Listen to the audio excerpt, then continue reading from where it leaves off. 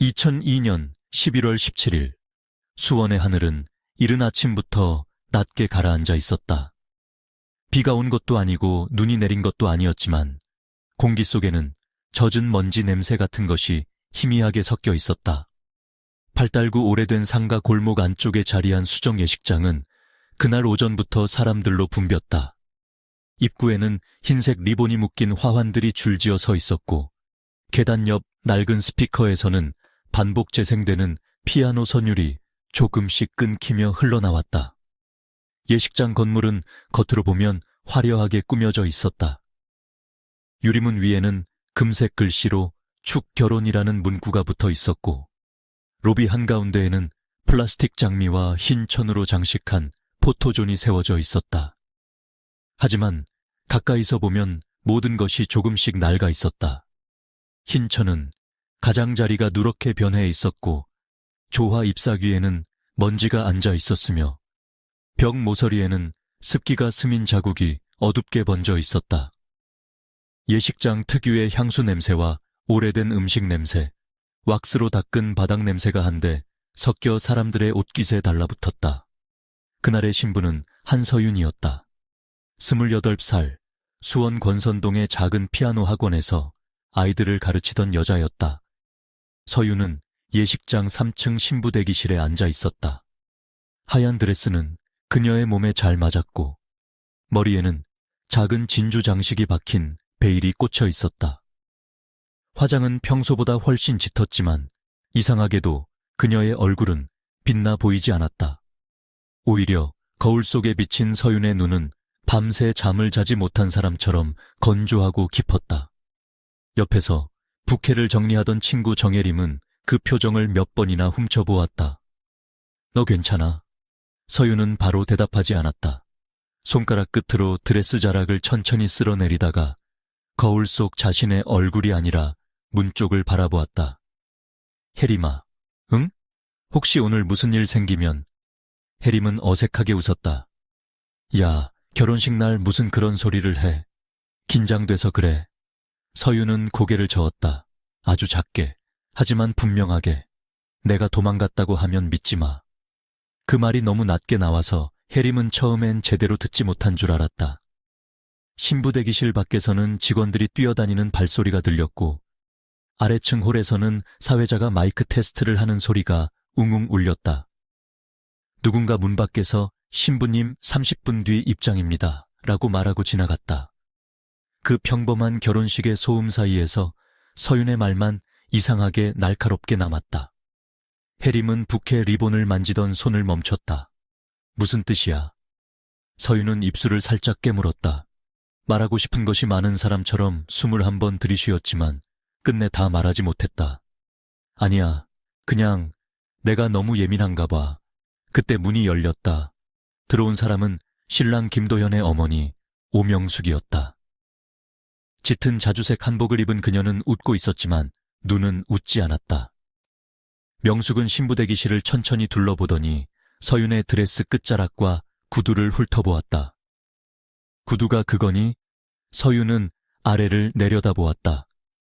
그녀가 신고 있는 것은 자신이 직접 고른 흰색 웨딩슈즈였다. 굽은 높지 않았고 발등에는 작은 진주 장식이 붙어 있었다. 화려하진 않았지만 서윤에게는 마음에 드는 신발이었다. 네. 명숙은 미간을 아주 살짝 찌푸렸다. 내가 직원한테 다른 걸 준비해달라고 했는데 신부는 발끝까지 집안 얼굴이야. 너무 수수하면 안 좋지. 서윤은 대답하지 않았다. 혜림이 분위기를 바꾸려는 듯 웃으며 말했다. 어머니, 이 구두 예쁜데요. 서윤이랑 잘 어울려요.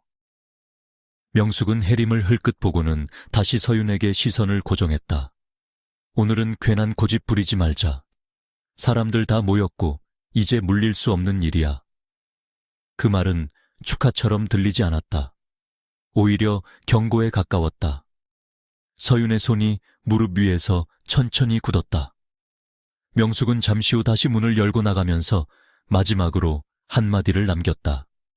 시 끝나고 돈 봉투는 도현이 쪼개서 정리할 거야.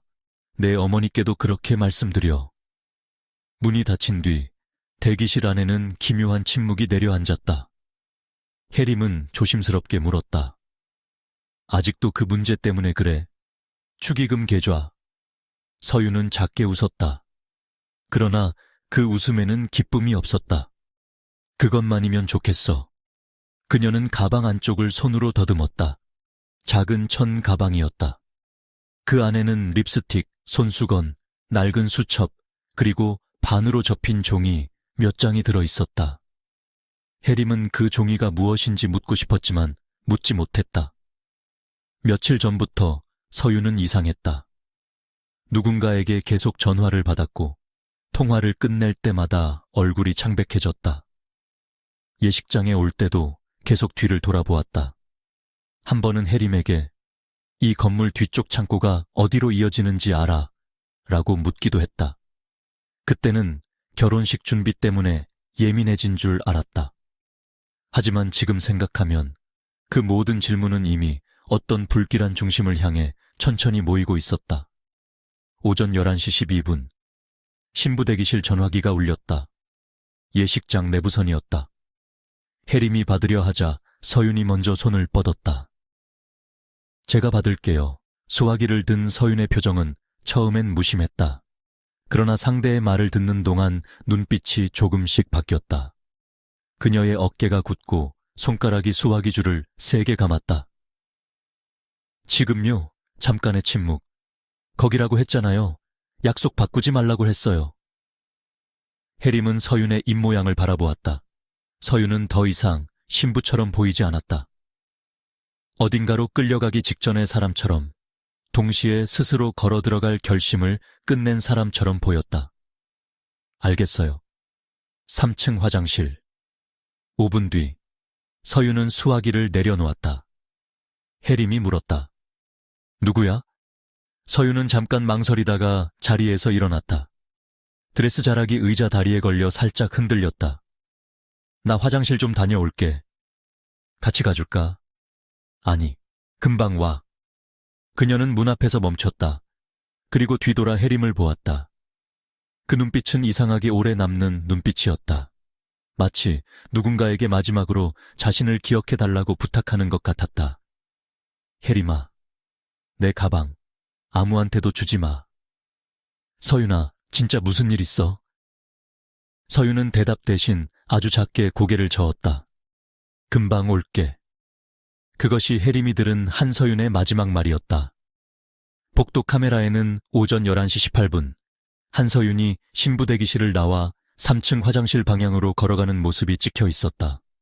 드레스 자락을 한 손으로 살짝 들고 다른 손으로 벽을 짚듯 조심스럽게 걷고 있었다. 그녀는 중간에 한번 뒤를 돌아보았다. 누군가 따라오는지 확인하는 듯했다. 그리고 화장실 입구를 지나 화면 밖으로 사라졌다. 그 뒤로 한서윤은 다시 어떤 카메라에도 찍히지 않았다. 처음에는 아무도 이상하게 생각하지 않았다. 신부가 화장실에 간 지 5분, 10분 정도 늦는 일은 있을 수 있었다. 메이크업을 고치거나 긴장해서 숨을 돌리거나 누군가와 짧게 통화할 수도 있었다.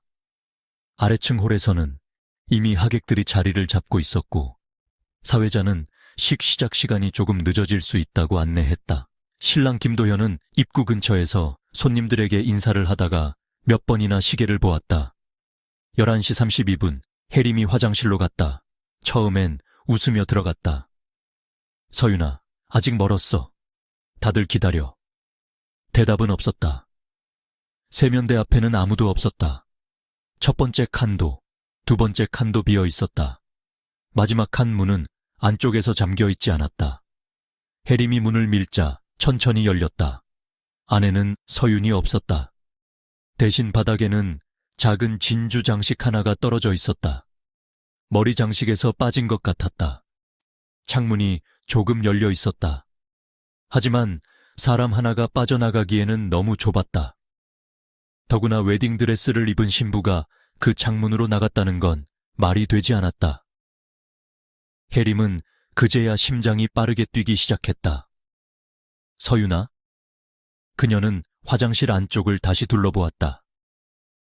세면대 아래쪽 타일에 물기가 길게 번져 있었다. 그것은 누군가 손을 씻다가 흘린 물처럼 보이기도 했고 젖은 무엇인가가 끌려간 자국처럼 보이기도 했다. 물기는 화장실 안쪽 벽 끝, 직원 외 출입금지라고 적힌 작은 회색 문 앞에서 끊겨 있었다. 해림은 그 문을 열어보려 했다. 잠겨 있었다. 그때 뒤에서 오명숙의 목소리가 들렸다. 거기서 뭐 해요? 해림은 놀라 뒤돌아섰다. 명숙은 어느새 화장실 입구에 서 있었다. 이상한 것은 그녀가 전혀 놀란 표정이 아니라는 점이었다. 신부가 사라졌다는 말을 듣기도 전에 이미 무언가를 알고 있는 사람처럼 얼굴에 차가운 짜증만 떠올라 있었다. 서윤이가 없어요. 화장실에 없다니요. 진짜 없어요. 방금까지 여기 온 줄 알았는데. 명숙은 천천히 화장실 안을 둘러보았다. 창문, 바닥, 세면대, 그리고 회색 문. 그녀의 시선은 회색 문 앞에서 아주 잠깐 멈췄다. 너무 짧아서 해림이 착각했다고 생각할 정도였다. 소란 피우지 말아요. 애가 겁먹고 어디 숨었겠죠. 어머니, 숨을 데가 없어요. 명숙은 차갑게 말했다. 그럼 나갔겠지. 드레스 입고요. 요즘 애들이 못할 게 뭐가 있어요. 그 말이 예식장 전체에 퍼지는 데는 오래 걸리지 않았다. 신부가 사라졌다. 화장실에 갔다가 없어졌다. 창문이 열려 있었다. 혹시 도망간 것 아니냐? 누군가 남자를 만나러 간 것 아니냐? 결혼하기 싫었던 것 아니냐? 소문은 계단을 타고 내려가 로비로, 로비에서 식장 안으로, 식장에서 하객들의 입과 귀 사이로 번져갔다. 처음엔 걱정하던 사람들도 시간이 지나자 수군거리기 시작했다. 신랑 측 친척들은 불쾌한 얼굴로 신부 측 가족을 바라보았다. 신부의 어머니는 얼굴이 하얗게 질린 채 우리 서윤이가 그럴 리 없다고 반복했다. 김도연은 아무 말도 하지 못했다. 그는 화장실 앞까지 올라왔다가 안으로 들어가지 않았다. 문 앞에 서서 멍하니 바닥만 보았다. 해림은 그 모습이 이상하다고 생각했다. 보통이라면 가장 먼저 뛰어들어가 신부를 찾았어야 할 남자였다. 그런데 도연은 마치 그 안쪽에서 무엇을 발견하게 될까 두려워하는 사람처럼 한 발짝도 더 움직이지 않았다. 도연 씨, 뭐라도 말해봐요. 서윤이 어디 갔는지 몰라요. 해림이 묻자 도연은 입술을 열었다가 닫았다. 그의 눈은 화장실 안쪽 회색 문을 향해 있었다. 난 몰라요. 그 대답은 너무 늦게 나왔다. 오후가 되자 경찰이 도착했다. 그러나 2002년의 그날, 사건은 처음부터 이상한 방향으로 흘러갔다. 경찰은 창문을 보고 신부가 스스로 나갔을 가능성을 먼저 떠올렸다. 직원들은 신부가 예민해 보였다고 말했다. 신랑 측 가족은 그녀가 결혼을 망설였다고 말했다. 누군가는 한서윤이 돈 문제로 고민했다고 했고, 또 누군가는 예전 남자친구가 있었다는 확인되지 않은 말을 흘렸다. 그 누구도 화장실 안쪽의 회색 문을 오래 들여다보지 않았다. 관리자 백춘식은 경찰에게 말했다. 저 문은 오래전부터 안 씁니다. 안쪽은 배관실이고 창고랑은 연결 안 됩니다. 잠겨 있어서 사람 못 들어가요. 그는 열쇠를 찾는 척 한참을 서랍을 뒤졌다. 그러고는 결국 예비 열쇠가 없다고 했다. 경찰은 그 말을 별다른 의심 없이 기록했다. 신부가 사라진 지 몇 시간이 지났지만 예식장 지하 창고는 제대로 수색되지 않았다. 사람들은 건물 밖을 뒤졌고 근처 골목을 뒤졌고 버스 정류장과 택시 승강장을 확인했다. 모두가 한서윤이 예식장 밖으로 나갔다고 믿고 싶어 했다. 하지만 그날 저녁 예식장 청소를 맡았던 아주머니 하나가 나중에야 이상한 말을 했다. 그녀는 신부가 사라지고 난 뒤 손님들이 모두 빠져나간 오후 늦게 3층 화장실 근처에서 청소를 하고 있었다. 복대는 더 이상 음악도 하객들의 말소리도 없었다. 그때 그녀는 벽 안쪽인지 바닥 아래인지 모를 곳에서 아주 약한 소리를 들었다고 했다. 톡, 톡, 톡 3번. 잠시 멈췄다가 다시 한 번. 아주머니는 그때 그것을 오래된 배관 소리라고 생각했다. 예식장 건물이 워낙 낡았고 물을 많이 쓰는 날이면 벽 안에서 이상한 소리가 나는 일이 흔했기 때문이다. 그녀는 대수롭지 않게 걸레를 빨고 불을 끄고 문을 닫았다. 그날 밤 수정 예식장 3층 복도는 완전히 어두워졌다. 신부 대기실에는 한서윤의 가방만 남아 있었다. 안에는 손수건, 립스틱, 작은 수첩, 그리고 접힌 종이 몇 장이 있었다. 하지만 그 종이들은 경찰에게 제대로 전달되지 않았다. 누가 먼저 가방을 열었는지, 누가 무엇을 꺼냈는지 그 기록도 남지 않았다. 한서윤의 어머니는 새벽까지 예식장 앞을 떠나지 못했다. 그녀는 딸의 이름을 부르며 로비 의자에 앉아 있었다. 김도현은 어머니 오명숙과 함께 어디론가 사라졌다가 밤늦게 돌아왔다. 그의 얼굴은 창백했지만 눈물은 없었다. 그리고 백춘식은 직원들에게 지시했다. 오늘 일은 밖에 말하지 마. 신부가 도망간 거야. 우리 예식장 문제 아니야. 그 말 한마디로 한서윤은 사라진 신부가 되었다. 다음 날 지역신문에는 짧은 기사 하나가 실렸다. 수원모 예식장서 결혼식 직전 신부 실종. 기사는 곧 묻혔다. 월드컵 열기가 지나간 지 얼마 되지 않은 2002년의 한국에서 사람들은 이상한 사건보다 더 시끄러운 뉴스들에 쉽게 눈을 돌렸다. 신부가 도망갔다는 소문은 빠르게 사실처럼 굳어졌다. 누군가는 그녀를 비난했고, 누군가는 불쌍하다고 했고, 누군가는 처음부터 결혼할 마음이 없던 여자였다고 말했다. 그러나 아무도 알지 못했다. 그날 한서윤은 예식장을 떠나지 않았다. 그녀는 하얀 드레스를 입은 채 자신을 찾는 사람들의 발소리를 아주 가까운 곳에서 듣고 있었을지도 모른다. 로비에서 울리는 피아노 음악과 하객들의 웅성거림, 어머니의 울음소리, 그리고 신랑의 침묵까지. 어쩌면 그녀는 그 모든 소리를 들으며 마지막 힘으로 벽을 두드렸을지도 모른다. 톡, 톡, 톡. 하지만 그날 예식장 안에서 그 소리를 끝까지 들으려 한 사람은 아무도 없었다. 한서윤이 처음부터 그 결혼을 두려워했던 것은 아니었다. 오히려 처음 김도현을 만났을 때 그녀는 아주 오랜만에 자기 삶에도 조용한 평화 같은 것이 찾아올 수 있다고 믿었다.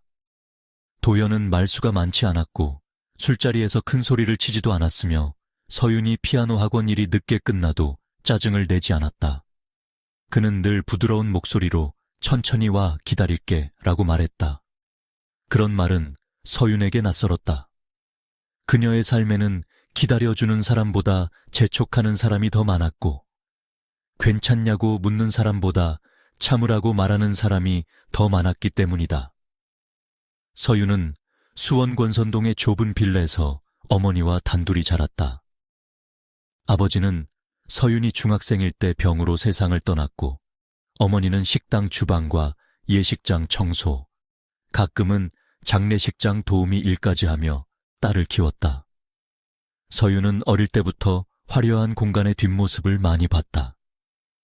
손님들이 웃으며 사진을 찍는 결혼식장 뒤편에는 늘 음식물 쓰레기 냄새가 났고 신부가 입는 하얀 드레스는 누군가의 거친 손으로 급하게 다림질되었으며 꽃장식 뒤에는 곰팡이 핀 벽지가 숨어 있었다. 그래서 그녀는 겉으로 반짝이는 것을 쉽게 믿지 않았다. 수정 예식장도 처음 봤을 때부터 마음에 들지 않았다. 도연의 어머니 오명숙은 그곳이 오래됐지만 음식이 괜찮고 아는 사람이 있어 싸게 해준다고 했다. 하지만 서윤은 계약서를 보는 순간부터 이상한 점을 느꼈다. 기본 대관료는 낮았지만 세부 항목에는 이해하기 어려운 비용들이 줄줄이 붙어 있었다. 특수 보관료, 폐백실 후면 장식 유지비, 신부 대기실 비품 관리비, 창고 정리 비용. 결혼식 한 번에 왜 창고 정리 비용이 붙는지 묻자 예식장 관리자인 백춘식은 기름진 웃음을 지으며 말했다. 예식장이라는 데가 겉보기보다 손이 많이 갑니다. 신부님은 그냥 예쁘게 웃으시면 돼요. 서유는 그 말을 싫어했다. 그냥 웃으라는 말, 모르는 척하라는 말, 여자는 결혼식 날 조용히 앉아 있으면 된다는 말.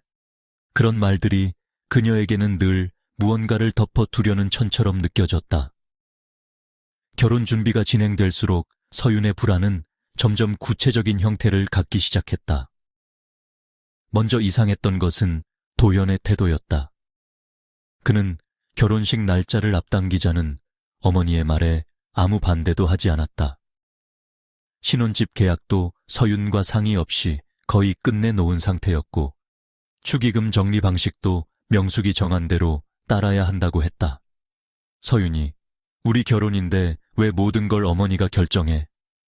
라고 묻자 도현은 곤란한 얼굴로 웃었다.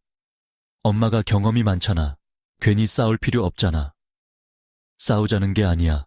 내 결혼식이기도 하잖아. 서윤아, 그냥 이번 한 번만 넘어가자. 식만 끝나면 우리끼리 살면 되잖아. 그는 늘 식만 끝나면 괜찮아진다고 말했다. 하지만 이상하게도 서윤은 그 말이 위로처럼 들리지 않았다. 오히려 식이 끝나기 전까지는 무언가를 절대 건드리지 말라는 부탁처럼 들렸다. 두 번째로 이상했던 것은 도현의 빚이었다. 서윤은 우연히 도현의 가방에서 독촉장을 보았다. 회사 생활을 하는 평범한 남자가 감당하기에는 너무 큰 금액이었다. 도현은 처음엔 친구 보증 때문에 생긴 일이라고 둘러댔다. 그러나 서윤이 며칠 뒤 다시 묻자 그는 말을 바꿨다. 주식 때문이었다고 했다. 또 며칠 뒤에는 어머니가 예전에 사업을 하다가 생긴 빚이라고 했다. 말이 바뀔 때마다 서윤의 마음속에는 작은 균열이 생겼다. 결정적인 일은 결혼식을 열흘 앞둔 밤에 일어났다. 서윤은 수정 예식장에서 드레스 최종 수선을 마친 뒤 휴대전화를 대기실에 두고 온 것을 깨닫고 다시 건물 안으로 들어갔다. 그날 예식장은 이미 문을 닫은 뒤였다. 로비의 조명은 절반만 켜져 있었고 낮에는 그토록 시끄럽던 스피커도 꺼져 있었다. 사람 없는 예식장은 이상하게 낯설었다. 흰 천으로 덮인 의자들, 벽에 걸린 가짜 꽃, 어둠 속에서 반쯤 열린 패백실 문이 마치 누군가의 입처럼 보였다. 서윤은 3층으로 올라가려다가 아래쪽에서 들리는 말소리를 들었다. 목소리는 지하 계단 쪽에서 올라오고 있었다. 한 사람은 오명숙이었고 다른 한 사람은 백춘식이었다. 그 애가 자꾸 캐묻습니다. 백춘식의 목소리는 낮고 불편했다. 창고 얘기도 물어보고 예전 직원 얘기도 어디서 들었는지 묻더군요. 명숙이 짜증스럽게 말했다. 그러니까 내가 처음부터 다른 애 알아보자고 했잖아요. 도연이가 고집을 부려서 그렇지. 결혼식 전까지만 조용히 넘기면 됩니다. 식 끝나고 나면 그런 애도 별 수 없어요. 그때 일까지 들추면 곤란해요. 98년도 일은 다시 나오면 안 됩니다. 서윤은 계단 난간 뒤에서 숨을 멈췄다. 98년도 일. 그 말은 그날 처음 들은 것이 아니었다. 며칠 전 피팅실에서 일하던 나이 많은 직원 하나가 술기운 섞인 목소리로 말한 적이 있었다. 이 예식장도 옛날에 사람 하나 크게 다쳤어. 꽃 냉장고 쪽에서. 근데 아무 일 없던 것처럼 넘어갔지. 그때는 그냥 오래된 소문인 줄 알았다. 하지만 지금 명숙과 백춘식이 하는 말을 듣는 순간 그 소문은 갑자기 현실의 냄새를 띠기 시작했다. 서윤은 조용히 뒤로 물러났다. 그날 그녀는 휴대전화를 찾지 못한 척하고 그대로 집으로 돌아왔다. 하지만 그 이후로 그녀는 예식장을 다르게 보기 시작했다. 신부 대기실에 화려한 거울 뒤쪽, 패백실 옆에 좁은 복도, 직원 외 출입 금지라고 쓰인 회색 문, 그리고 지하로 내려가는 계단에 오래된 소의 냄새까지. 모든 것이 마치 숨겨진 입구처럼 보였다. 다음 날부터 서윤은 기록을 남기기 시작했다. 그녀는 작은 수첩에 예식장 구조를 그렸다. 손님들이 다니는 계단과 직원들이 쓰는 계단이 다르다는 점, 3층 화장실 안쪽에 잠긴 회색 문이 있다는 점, 그 문이 벽처럼 보이지만 사실은 뒤쪽 복도로 이어질 가능성이 있다는 점을 적었다. 그녀는 드레스 가봉을 핑계로 예식장에 여러 번 들렀고 직원들이 방심한 틈을 타 복도와 창고 입구를 살폈다. 그러던 중 그녀는 지하 패백실 뒤편에서 이상한 장면을 보았다. 백춘식이 오래된 나무 상자를 끌고 나오고 있었다. 상자 위에는 낡은 흰 청화 조화가 덮여 있었고 바퀴가 하나 망가져 바닥을 긁으며 지나갔다. 상자가 움직일 때마다 안쪽에서 둔탁한 소리가 났다. 서윤이, 그건 뭐예요? 라고 묻자 백춘식은 깜짝 놀란 얼굴로 돌아보았다. 그 표정은 잠깐이었지만 분명했다. 들키면 안 되는 것을 들킨 사람의 얼굴이었다. 예전 장식물입니다. 신부님은 이런 데 내려오시면 안 됩니다. 먼지 많아요. 패백실 뒤쪽도 결혼식 때 쓰나요? 안 씁니다. 그런데 왜 제 계약서에는 패백실 후면 장식 유지비가 있죠? 백춘식의 눈이 가늘어졌다. 그는 잠시 서윤을 바라보다가 억지 웃음을 지었다. 신부님, 너무 꼼꼼하시면 본인이 피곤합니다. 그 말 이후 서윤은 더 이상 혼자 예식장에 가지 않았다. 하지만 이미 늦었다. 그녀가 무언가를 눈치챘다는 사실을 상대도 눈치챈 것이다. 결혼식을 일주일 앞두고 서윤에게 첫 번째 협박 전화가 걸려왔다. 번호는 뜨지 않았다. 수화기 넘어 목소리는 남자인지 여자인지 구별하기 어려울 정도로 낮게 눌려 있었다. 결혼하기 싫으면 조용히 파혼해. 괜히 남의 집안 망치지 말고. 서윤이 누구냐고 묻자 상대는 웃었다. 네가 뭘 안다고 생각하지 마. 예식장 뒤쪽은 신부가 들어갈 곳이 아니야. 그 말에 서윤은 손끝이 차가워지는 것을 느꼈다. 그녀는 곧바로 도현에게 전화했다. 도현은 처음엔 걱정하는 척했지만 그녀가 예식장 지하 창고와 98년도 일을 꺼내자 갑자기 침묵했다.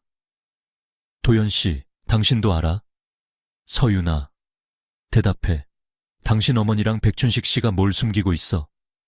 도현은 한참 뒤에야 말했다. 결혼식 앞두고 왜 그런 얘기를 해? 지금은 그냥 넘어가면 안 돼. 그냥 넘어갈 일이 아니니까 묻는 거야. 우리 엄마 건드리지 마. 그 말이 끝이었다.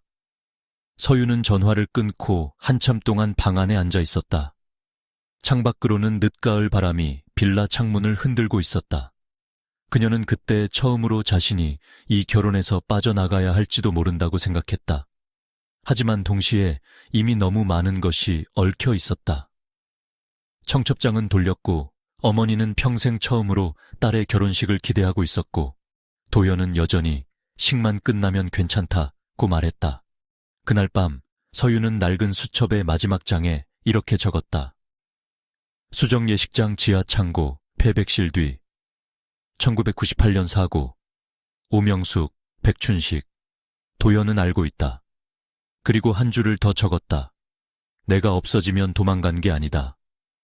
결혼식 사흘 전 서윤은 친구 혜림에게 이 말을 꺼냈다. 두 사람은 수원역 근처 작은 분식집에 앉아 있었다. 밖에는 어두운 비가 내리고 있었고 식당 안에는 튀김 기름 냄새와 라면 국물 냄새가 가득했다. 혜림은 결혼식 준비 때문에 예민해진 친구를 달래려 했다. 서윤아, 네가 피곤해서 그래. 결혼 앞두면 다들 그래. 괜히 이상한 생각하지 마. 서윤은 젓가락을 내려놓았다. 나 진짜 이상한 거 봤어. 뭘? 그 예식장 지하에 잠긴 창고가 있어. 사람들이 모르는 길로 연결돼 있어. 그리고 도현이 엄마가 그걸 알아. 혜림의 표정이 굳었다. 그럼 경찰에 말해. 증거가 부족해. 내가 가진 건 메모랑 들은 말뿐이야. 그럼 결혼을 미뤄. 서윤은 쓴웃음을 지었다. 그 말을 도현이한테 했어. 그랬더니 뭐라는 줄 알아. 식장에 사람 다 불러놓고 이제 와서 어머니 얼굴에 먹칠할 거냐고 하더라.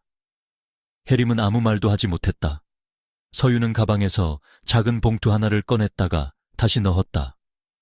혜림은 그것이 무엇인지 보았지만 묻지 않았다. 훗날 그녀는 그 순간을 가장 후회하게 된다. 왜 묻지 않았을까? 왜 그 봉투를 받아두지 않았을까? 왜 친구가 도움을 청하는 얼굴로 자신을 바라보고 있었다는 걸 그때는 몰랐을까? 서유는 낮게 말했다.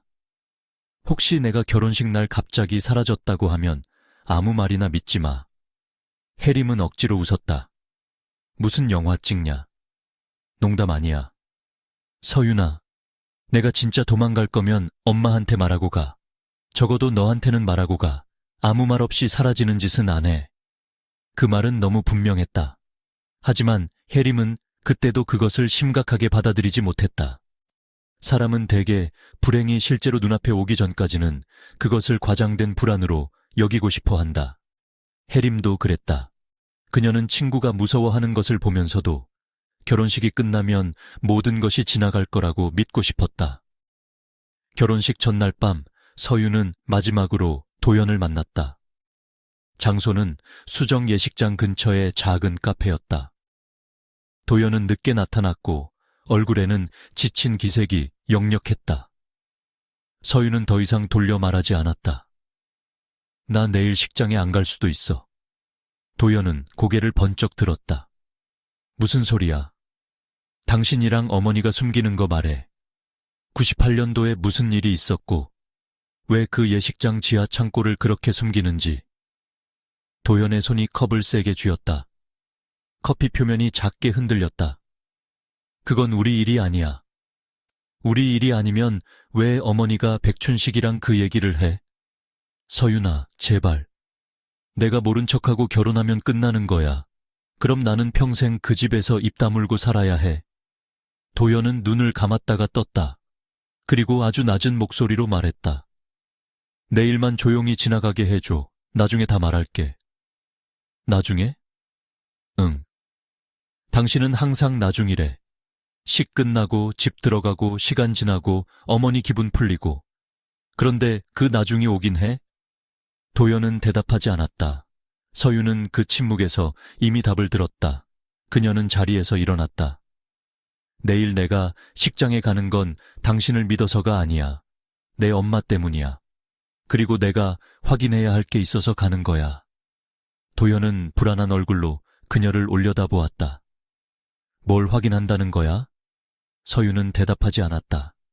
대신 가방을 들고 카페 문 쪽으로 걸어갔다. 문을 열기 전 그녀는 마지막으로 돌아보았다. 도연 씨, 내일 혹시 내가 당신 이름을 부르면 그땐 못 들은 척하지 마. 그 말은 도연의 얼굴에서 핏기를 빼앗아 갔다.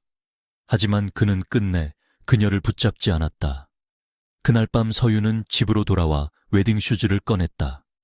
흰 구두는 조용히 방바닥 위에 놓여 있었다. 그녀는 한참 동안 그 구두를 바라보다가 작은 종이를 꺼내 몇 글자를 적었다. 패백 뒤 창고. 잠시 망설인 뒤 그녀는 다시 적었다. 내가 없어지면 여기를 찾아. 서유는 종이를 아주 작게 접어 오른쪽 구두 안쪽 깔창 아래에 밀어 넣었다. 손끝이 떨렸다. 그녀는 자신이 과한 짓을 하고 있는지도 모른다고 생각했다. 정말 아무 일도 일어나지 않을 수도 있었다. 내일 아침이 되면 모든 것이 우스운 걱정처럼 느껴질 수도 있었다. 하지만 마음 한구석에서 어떤 차갑고 단단한 예감이 계속 고개를 들었다. 수정 예식장에는 무언가가 있었다. 오래전 누군가의 비명, 덮인 사고, 잠긴 창고, 그리고 그 모든 것을 알고도 입을 닫은 사람들. 서유는 불을 끄기 전 구두를 다시 상자에 넣지 않았다. 대신 침대 옆에 가지런히 놓아두었다. 마치 다음 날 자신을 어디론가 데려갈 물건을 미리 바라보는 사람처럼. 그녀는 그 밤 거의 잠들지 못했다. 새벽녘 빌라 복도에서 누군가 지나가는 소리가 들렸다. 발소리는 서윤의 문 앞에서 아주 잠깐 멈췄다가 다시 멀어졌다. 그녀는 숨을 죽이고 문 쪽을 바라보았다. 아무 일도 일어나지 않았다.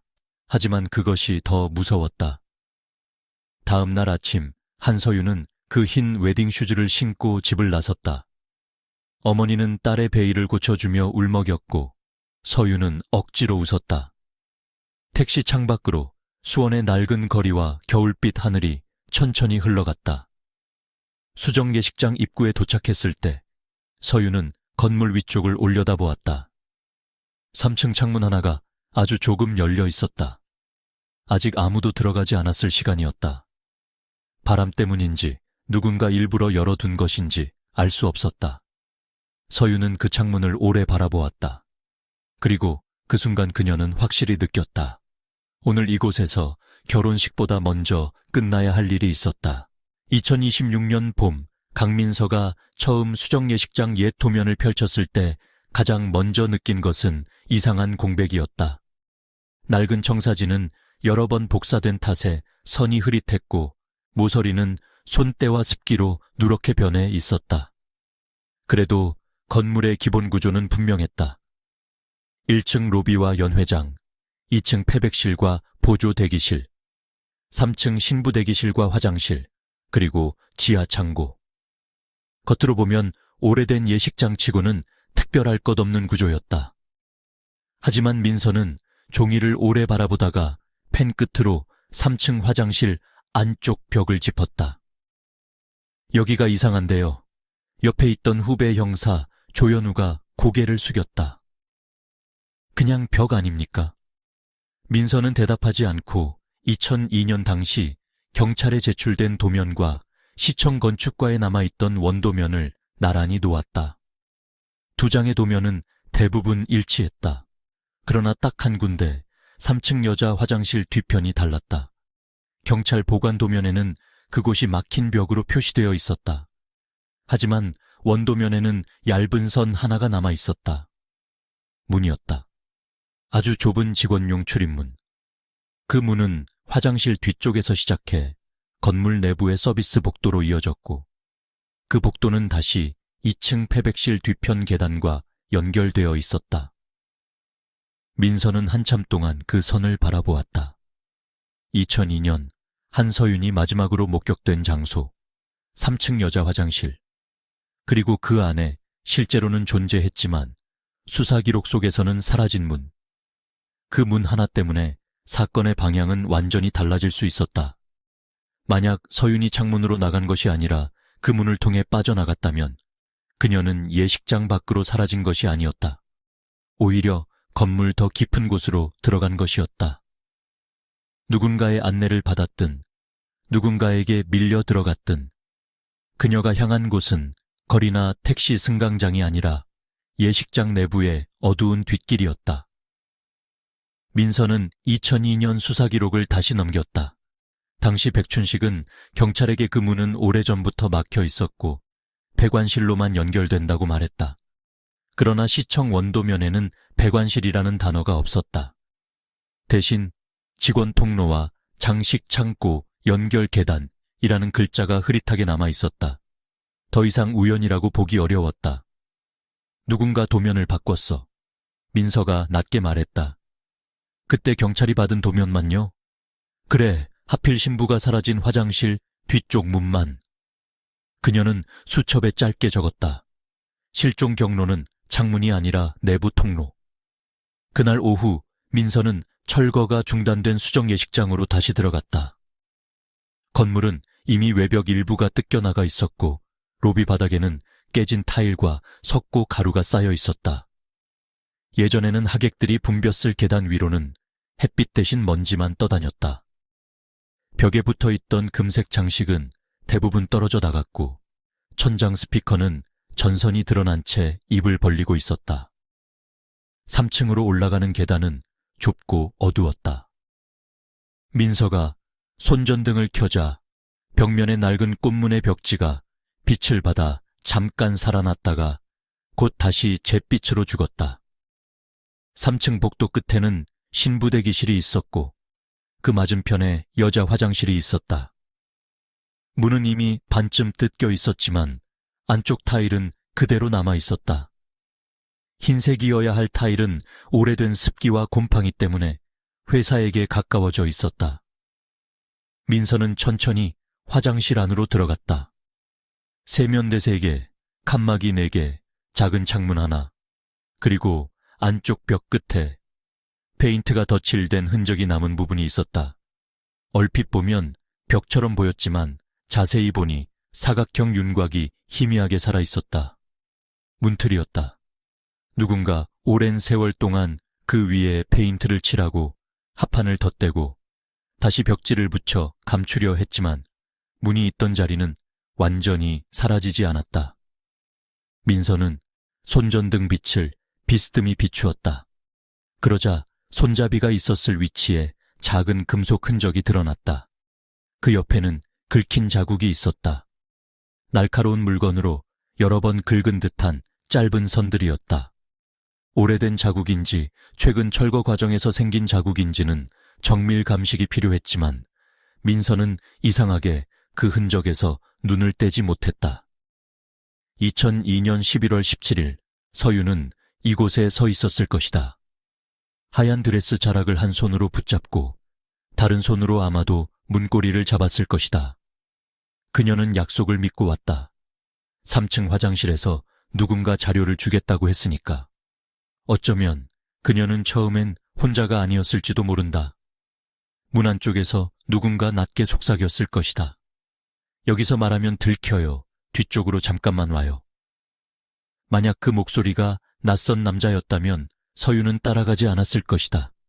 그녀는 이미 불안해하고 있었고 예식장 사람들을 의심하고 있었다. 그러니 그녀를 움직이게 만들려면 익숙한 얼굴이 필요했다. 친구 정혜림, 예식장 여직원 혹은 오명숙. 그중 누구였든 서유는 상대를 완전히 믿지는 않았지만 적어도 그 자리에서 소리칠 정도로 경계하지는 않았을 것이다. 민서는 화장실 뒤쪽에 막힌 문을 바라보며 그 장면을 머릿속으로 다시 세웠다. 서유는 문을 열고 안쪽으로 들어간다. 문 뒤는 손님들이 다니는 복도와 전혀 달랐다. 좁고 어두운 서비스 통로. 천장에는 낮은 형광등이 깜빡이고 벽에는 오래된 배관과 전선이 노출되어 있다. 바닥은 청소 도구와 박스 자국으로 얼룩져 있고 공기는 눅눅하다. 아래층 예식홀에서 흘러나오는 피아노 선율은 벽을 통과하며 낮고 둔하게 울린다. 사람들의 웃음소리와 마이크 소리가 멀리서 물속처럼 들린다. 그곳은 결혼식장의 뒷면이었다. 흰 드레스를 입은 신부가 들어가기에는 너무 어울리지 않는 장소였다. 민서는 서비스 통로가 남아있는지 확인하기 위해 철거 작업자에게 벽 일부를 더 열어달라고 요청했다. 합판이 뜯겨나가자 안쪽에서 오래된 복도가 모습을 드러냈다. 폭은 사람 한 명이 겨우 지나갈 정도였고 벽면에는 습기로 부풀어 오른 흔적이 남아있었다. 몇 걸음 안쪽으로 들어가자 곧 계단이 나왔다. 계단은 아래쪽으로 이어져 있었다. 현우가 뒤에서 말했다. 정말 연결돼 있네요. 민서는 고개를 끄덕였다. 그리고 계단 손잡이를 비추었다. 녹슨 철제 손잡이 곳곳에 오래된 흠집이 나 있었다. 특히 중간쯤 되는 위치에 천 조각 같은 것이 말라붙어 있었다.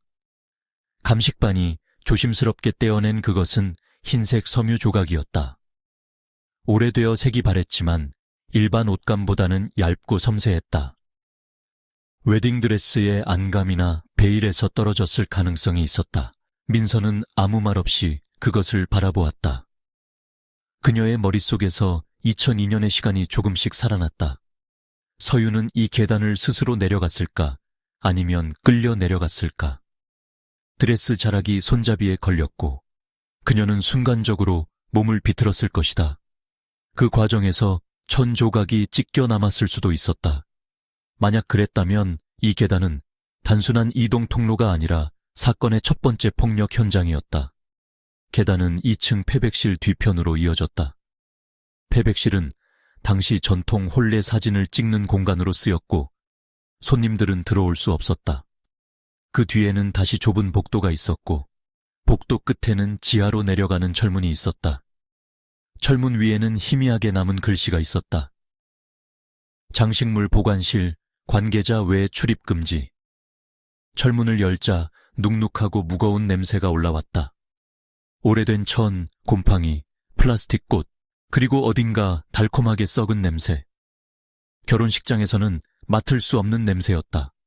오히려 오래 닫혀있던 장례식장 창고나 폐업한 사진관 암실 같은 냄새에 가까웠다. 민서는 천천히 아래로 내려갔다.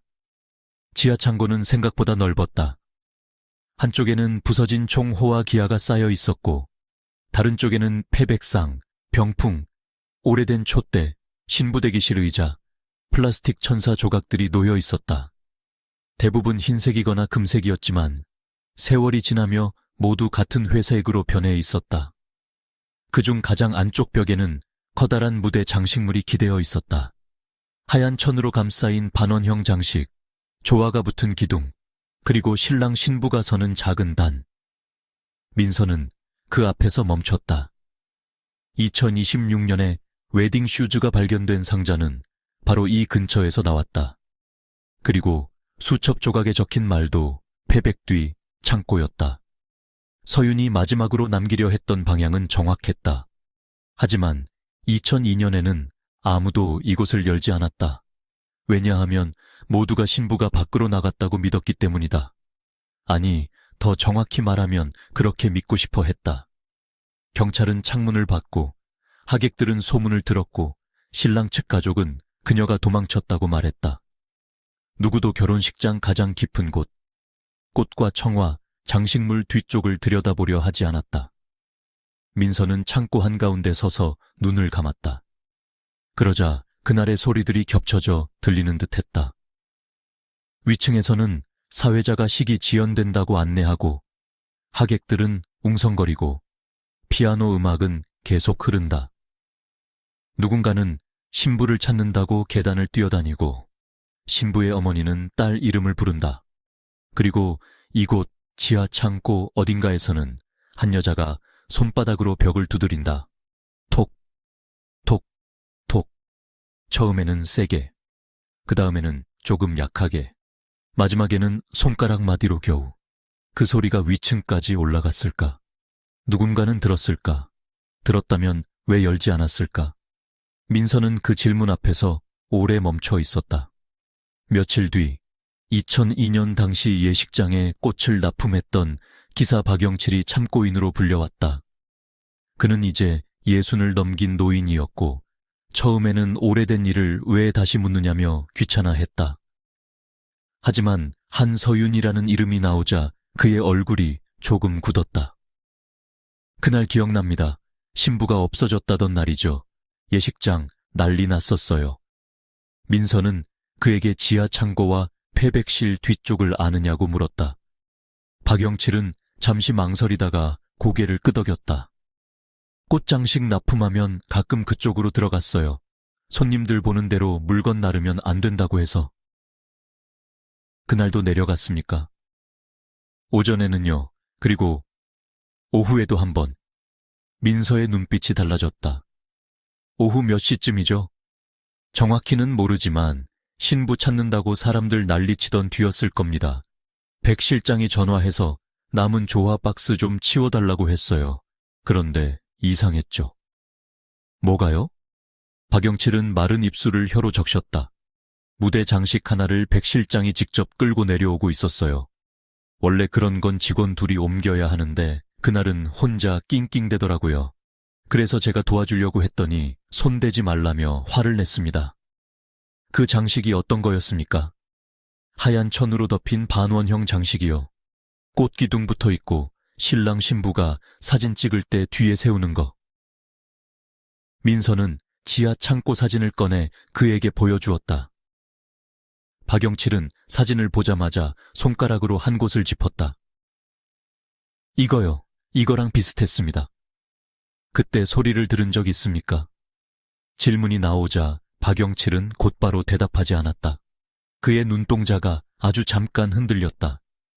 수십 년 동안 스스로도 잊은 척했던 기억이 목구멍 위로 올라오는 사람의 표정이었다. 그때는 이상한 소리가 나긴 했습니다. 어떤 소리였죠?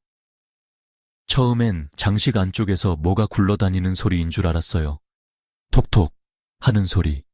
그리고 아주 작게 사람 목소리 같은 것도.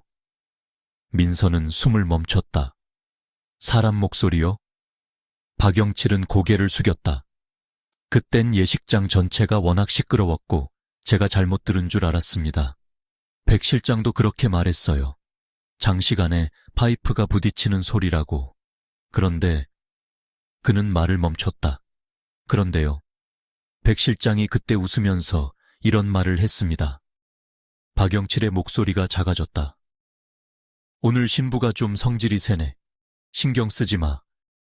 조사실 안이 조용해졌다. 그 말은 농담처럼 기록될 수 있는 말이었다. 하지만 민서는 알았다. 어떤 농담은 범인의 입에서 실수처럼 흘러나온 고백이 된다. 그날 밤 민서는 사건판 앞에 서서 새로 얻은 진술을 붙였다. 3층 화장실, 숨겨진 문, 직원 통로, 패백실 뒤 계단, 지하 창고, 하얀 무대 장식, 꽃 납품 기사, 그리고 그 장식 안쪽에서 들렸다는 소리. 선들이 하나씩 이어졌다. 한서윤은 화장실에서 사라진 것이 아니었다.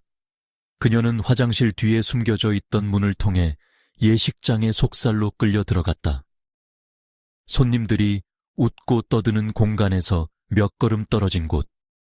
음악이 크고 사람들이 많고 그래서 오히려 아무도 한 사람의 비명을 정확히 듣지 못하는 곳. 그리고 그날 예식장 안에서 가장 밝게 꾸며져 있던 결혼식 장식물 하나가 어쩌면 한서윤을 삼킨 첫 번째 상자였을지도 몰랐다. 민서는 사건판 아래에 짧은 문장을 적었다. 신부는 밖으로 나간 적이 없다. 그리고 그 밑에 다시 한 줄을 더했다.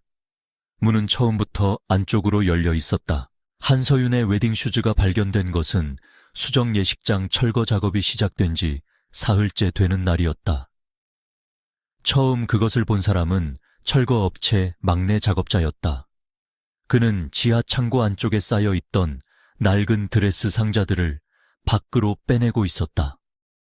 오래된 종이 상자는 손만 대도 가장자리가 부서졌고 안에서는 곰팡이 핀 천 냄새와 눅눅하게 썩은 조화 냄새가 함께 올라왔다.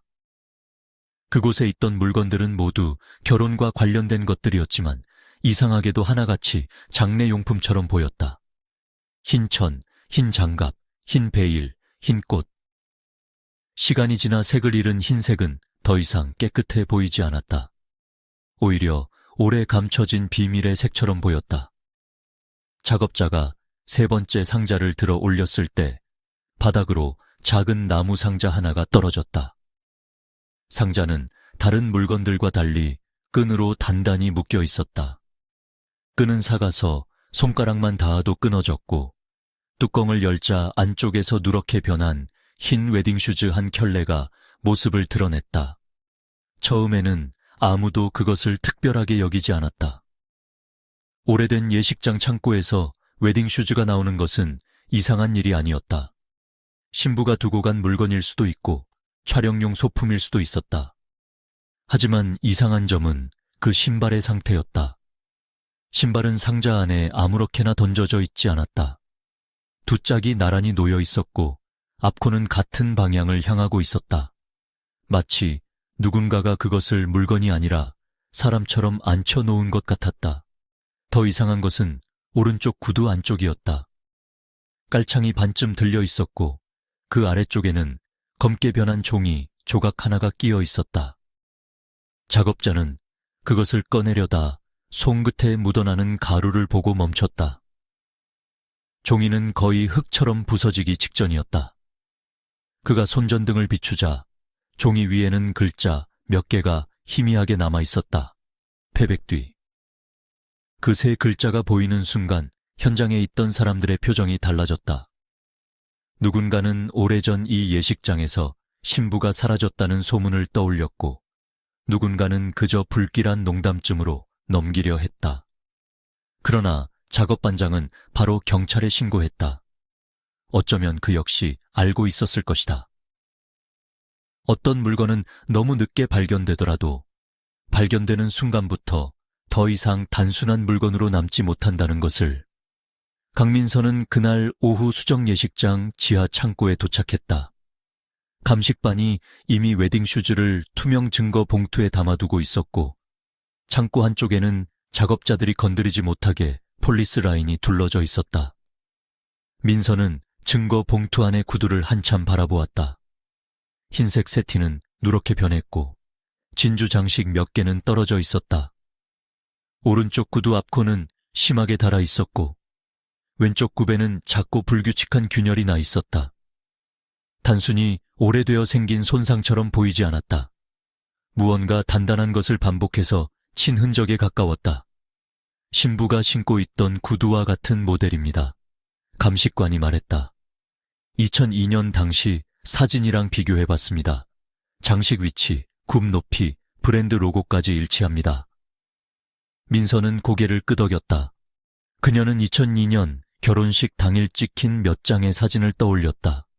신부 대기실에서 앉아있던 한서윤의 발끝, 드레스 아래로 살짝 보이던 흰 구두. 사진 속 구두는 깨끗하고 조용했다. 하지만 지금 눈앞의 구두는 마치 오랫동안 무언가를 말하려다 목이 쉰 사람처럼 보였다. 안쪽 글자는요? 깔창 및 종이는 보존 처리 중입니다. 육안으로는 패백 뒤까지 확인됐고 아래쪽에 몇 글자가 더 있는 것 같습니다. 그런데 종이 상태가 너무 안 좋아서 바로 펼치면 부서집니다. 민서는 구두 안쪽을 비스듬히 들여다보았다. 깔창 밑에는 손톱이나 머리핀 같은 얇은 물건으로 긁은 듯한 자국들이 남아 있었다. 글자처럼 보이는 선도 있었고 단순한 발버둥처럼 보이는 선도 있었다. 하지만 그 방향은 우연이라기엔 지나치게 일정했다. 누군가 어둠 속에서 아주 좁은 공간 안에서 손에 닿는 마지막 물건에 무언가를 남기려 한 흔적처럼 보였다. 이 사람은 구두를 벗었어요. 민서가 낮게 말했다. 옆에 있던 조연우가 물었다. 네? 끌려가다 벗겨진 게 아니야. 적어도 한 번은 자기 손으로 벗었을 가능성이 있어.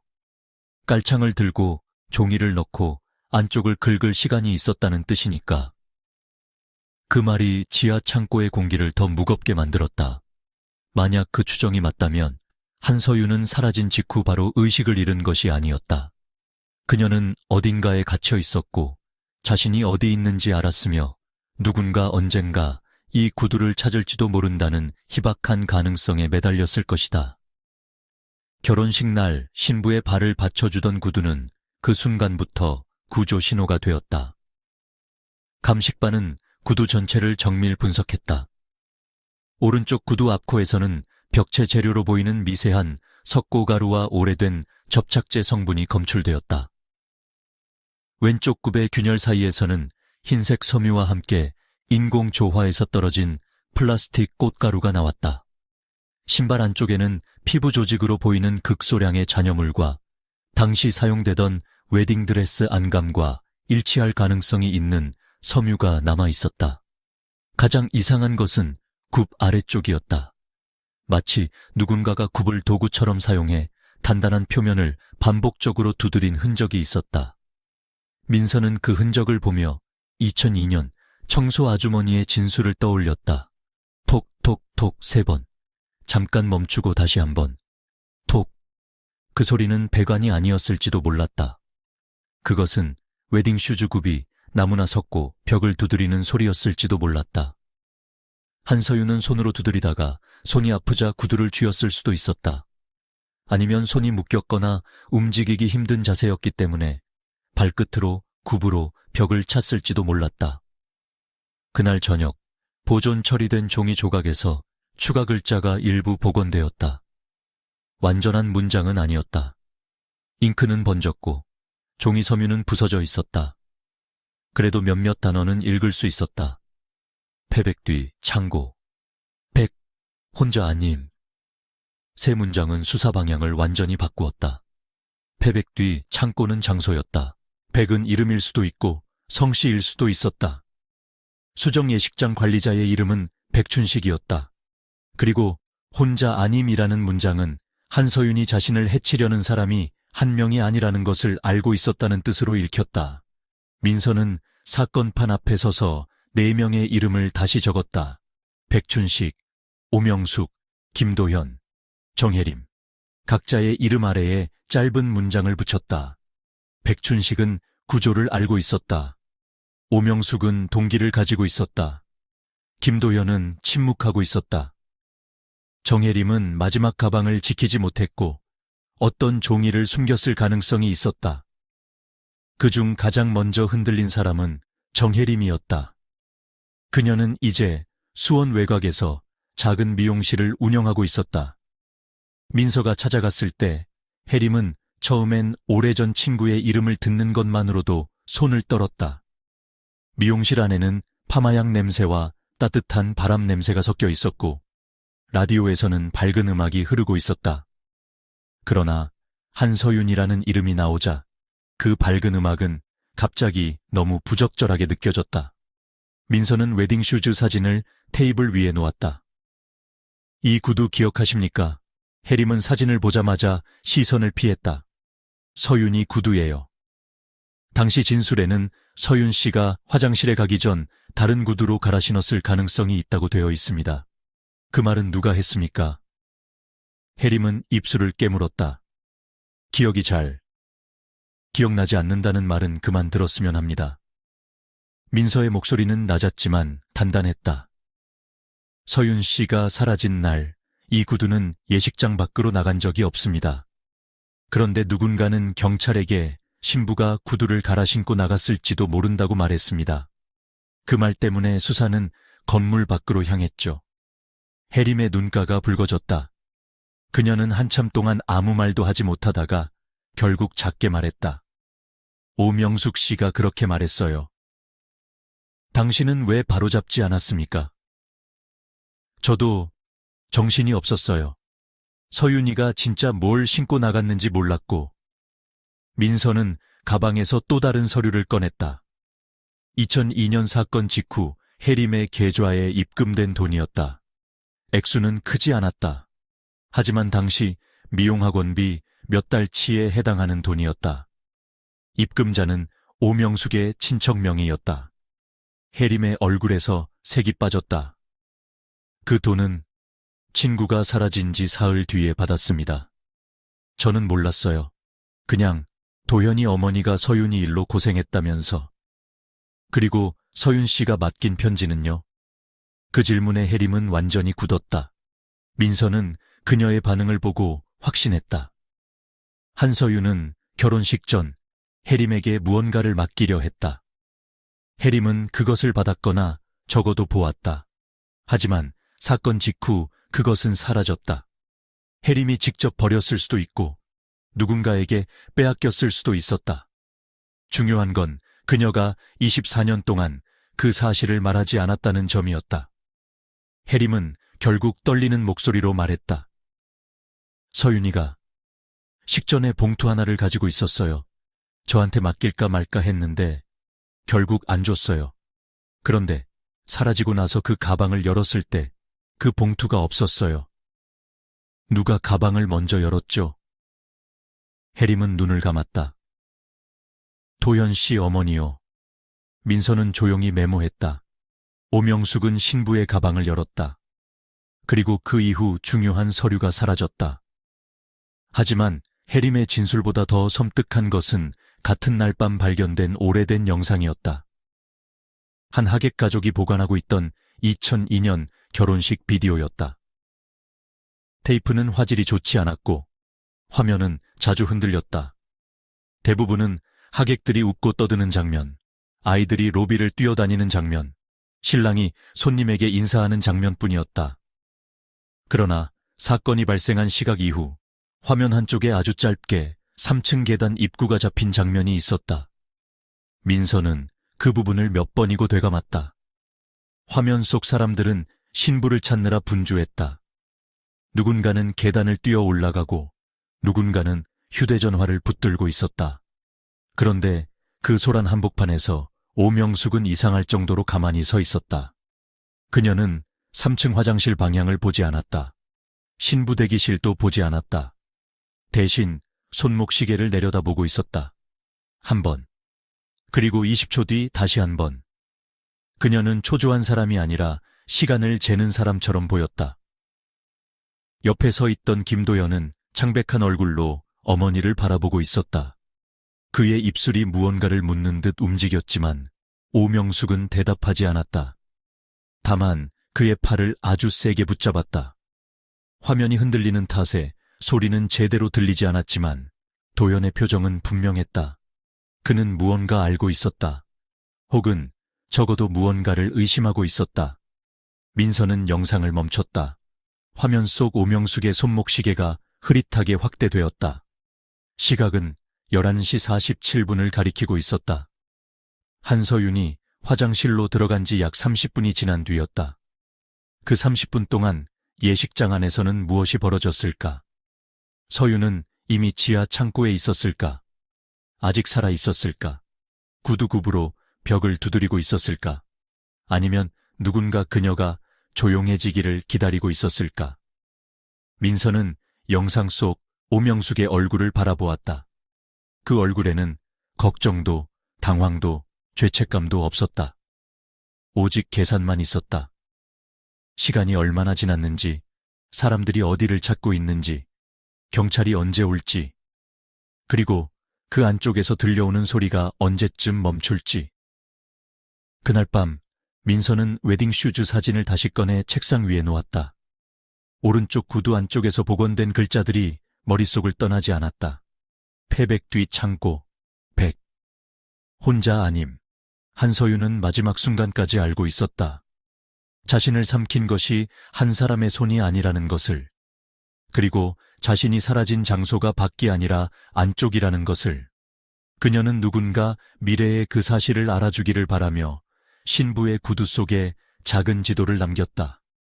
민서는 수첩에 한 줄을 적었다. 웨딩슈즈는 유류품이 아니라 피해자의 마지막 진술이다. 그리고 그 아래에 다시 적었다. 신부는 발로 벽을 두드렸다.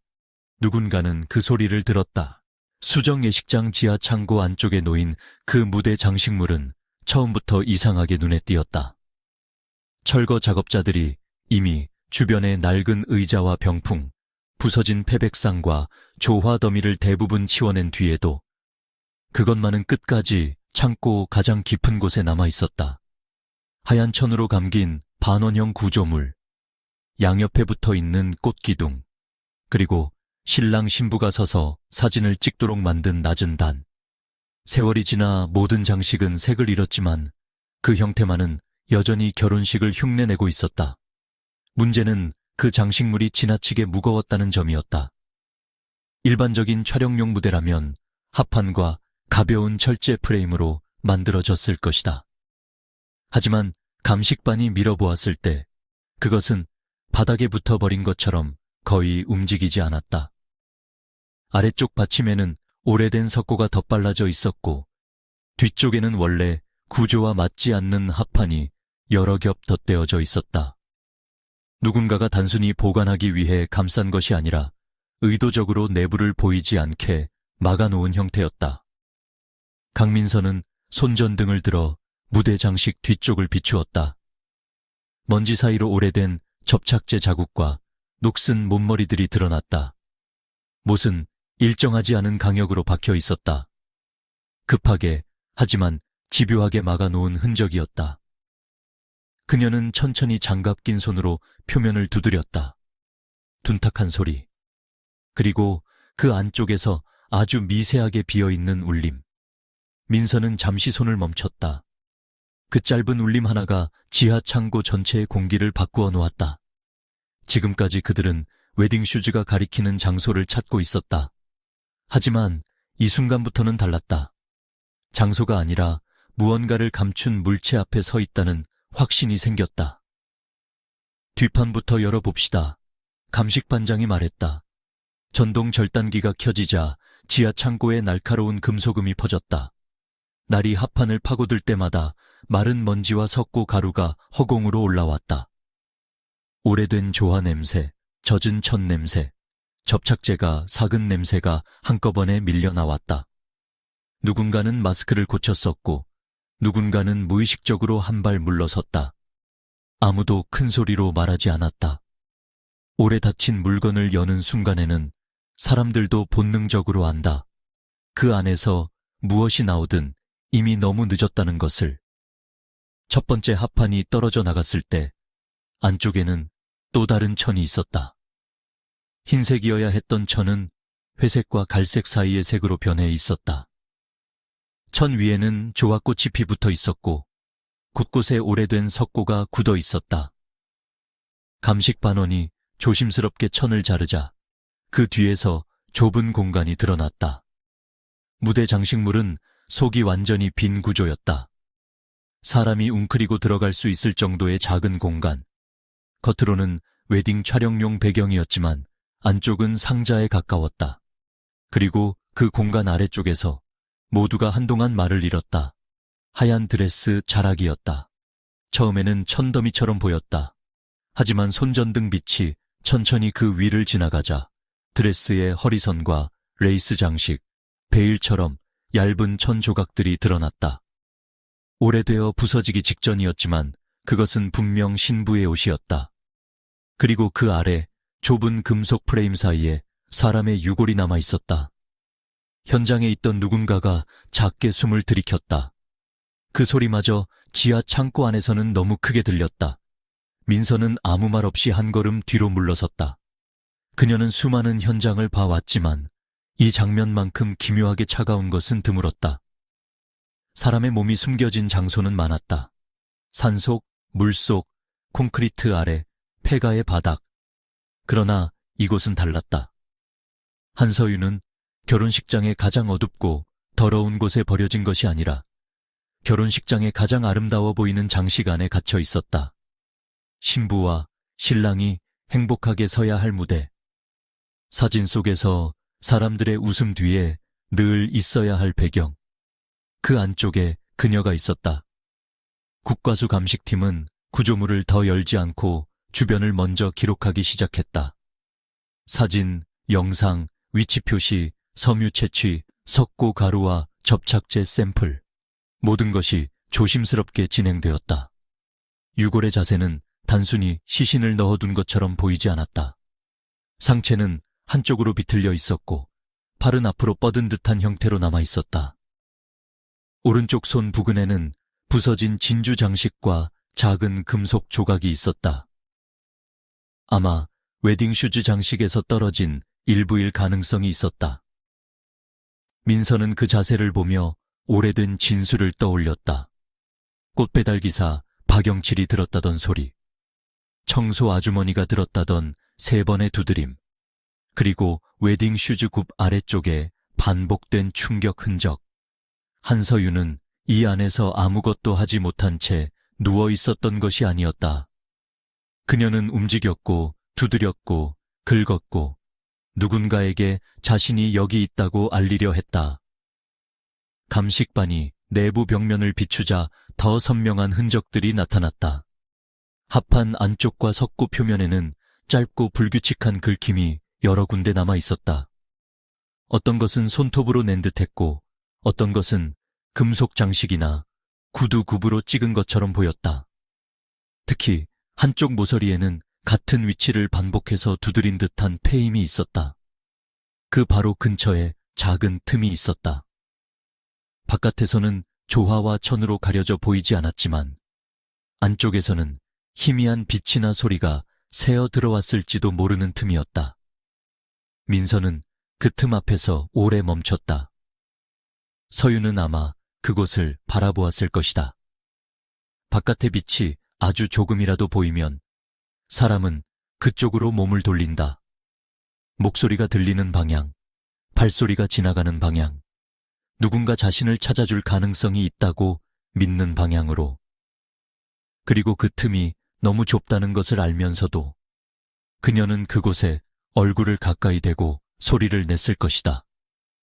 여기 있어요. 살려주세요. 나 여기 있어요. 하지만 바깥에서는 그 목소리가 들리지 않았거나 들었어도 듣지 않은 척 했을 것이다. 위층에서는 결혼식 음악이 계속 흘렀고 하객들은 신부가 도망갔다고 수군거렸고 누군가는 경찰에게 창문을 가리켰다. 그 모든 소음이 한서윤의 목소리 위에 덮였을 것이다. 흰 청아 조화와 석고와 거짓말처럼. 며칠 뒤 나온 1차 감정 결과는 민서의 예감을 더욱 무겁게 만들었다. 유골의 일부 손상은 사망 후 단순히 보관되는 과정에서 생긴 것만으로 보기 어려웠다. 좁은 공간 안에서 살아있는 상태로 몸을 비틀거나 버티는 과정에서 생길 수 있는 흔적들이 있었다. 정확한 사인은 긴 시간이 지나 단정하기 어려웠지만 밀폐된 공간, 산소 부족, 그리고 심한 공포와 탈진이 복합적으로 작용했을 가능성이 제기되었다. 즉, 한서윤은 무대 안에 넣어졌을 때 이미 죽은 상태가 아니었을 수 있었다. 그 문장을 보고받는 순간 조사실에 있던 사람들은 모두 잠시 말을 잃었다. 죽은 사람을 숨기는 것과 살아있는 사람을 닫아버리는 것은 전혀 다른 범죄였다. 후자는 살인이면서 동시에 시간을 이용한 고문이었다. 피해자가 자신의 죽음이 다가오는 것을 알고 바깥에서 사람들이 걷고 말하고 웃는 소리를 들으며 아무도 자신을 꺼내주지 않는다는 사실을 조금씩 받아들이게 만드는 방식이었다. 민서는 그날 밤 혼자 수정 예식장 지하 창고에 다시 내려갔다. 공식 감식은 끝났지만 그녀는 현장을 다시 보고 싶었다. 철거가 중단된 건물은 밤이 되자 더 이상 예식장이 아니라 거대한 껍데기처럼 느껴졌다. 계단을 내려갈 때마다 그녀의 발소리가 벽에 부딪혀 작게 되돌아왔다. 지하 창고 문을 열자 낮보다 더 진한 곰팡이 냄새가 밀려왔다. 무대 장식물은 이미 절개된 채 폴리스 라인 안쪽에 놓여 있었다. 내부는 비어 있었지만 이상하게도 더 비어 보이지 않았다. 누군가의 시간이 아직 그 안에 남아있는 것 같았다. 민서는 손전등을 켜고 내부 벽면을 다시 비추었다. 긁힌 흔적들이 빛 속에서 잠깐씩 나타났다, 사라졌다. 그중 하나는 다른 것들과 조금 달랐다. 짧은 선들이 아무렇게나 난 것이 아니라 마치 글자처럼 보였다. 완전한 글자는 아니었다. 하지만 나라는 첫 획과 비슷한 모양이 있었다. 민서는 한참 동안 그것을 바라보았다. 한서윤은 정말 글자를 남기려 했을까? 아니면 그저 마지막 몸부림이 우연히 글자처럼 보이는 것일까? 알 수 없었다. 하지만 중요한 것은 그 흔적이 말하고 있다는 사실이었다. 그녀가 거기 있었다는 것. 그녀가 아무 말도 없이 사라진 것이 아니라 끝까지 무언가를 남기려 했다는 것. 다음 날 수사팀은 예식장 운영 당시 사진자료를 대량으로 확보했다. 지역사진관, 하객 개인 캠코더, 예식장 홍보 브로슈어, 신혼부부 앨범. 그 안에는 문제의 무대 장식물이 반복해서 등장했다. 2002년 말, 2003년 봄, 2004년 여름.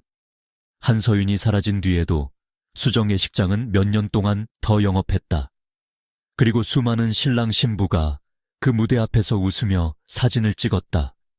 그 사실이 수사팀을 가장 불편하게 만들었다.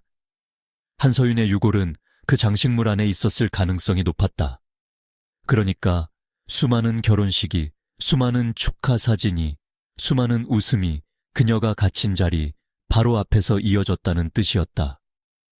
사람들은 부케를 던졌고 아이들은 꽃잎을 뿌렸고 양가 부모는 눈물을 닦았다. 그 모든 장면의 뒤편에 한 사람의 죽음이 조용히 세워져 있었다. 민서는 2003년에 찍힌 한 장의 사진에서 오래 시선을 떼지 못했다. 신랑 신부가 활짝 웃고 있는 뒤쪽 꽃기둥 옆에 백춘식이 서 있었다. 그는 검은 양복을 입고 있었고 한 손을 무대 장식 위에 올려놓고 있었다. 표정은 평범했다. 너무 평범해서 오히려 소름 끼쳤다. 그가 손을 얹은 바로 그 안쪽에 한서윤이 있었을지도 모른다. 그런데도 그는 웃고 있었다. 사진을 확대하던 조연우가 말했다.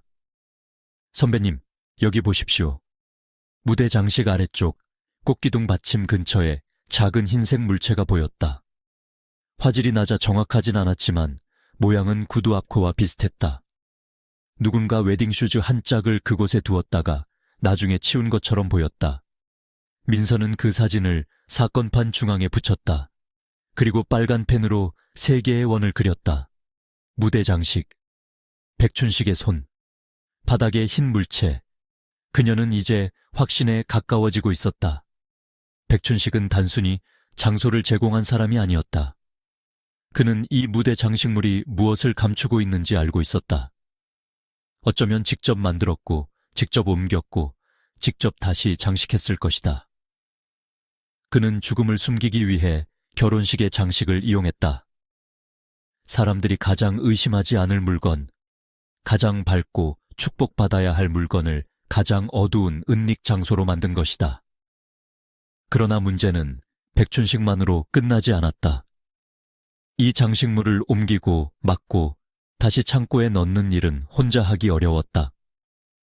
누군가는 시간을 벌어야 했고, 누군가는 경찰의 시선을 건물 밖으로 돌려야 했고, 누군가는 신부가 갈아신은 구두가 있었다는 거짓말을 만들어야 했다. 그리고 누군가는 한서윤의 가방에서 서류를 빼내야 했다. 민서는 사건판 앞에 서서 네 사람의 이름을 다시 바라보았다. 백춘식, 오명숙, 김도현, 정혜림. 그중 누가 처음 문을 열었을까? 누가 마지막으로 무대 뒷판을 닫았을까?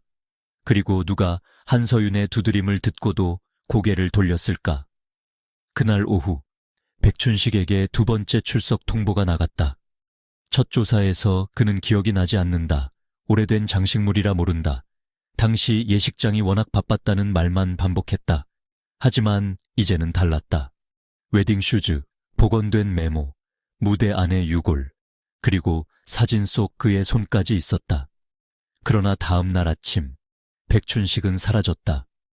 그가 살던 인천의 반지하 방은 비어 있었다. 옷가지 몇 개와 약봉지만 남아 있었고 휴대전화는 꺼져 있었다. 싱크대 위에는 오래된 신문 스크랩 하나가 놓여 있었다.